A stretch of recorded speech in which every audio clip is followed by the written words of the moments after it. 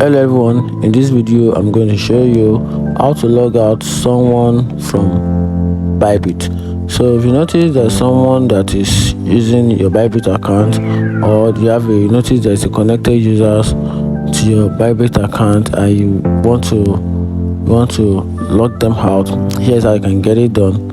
Tap on Bybit app, then tap on the profile icon. Once tap on it, then tap on the gear button, which is the settings app, the settings icon. You tap on it, then you tap on security, then from there you scroll down and tap on trusted devices. So from here you can see the list of device that is using, or someone that is kind of devices that is using your account without your knowledge.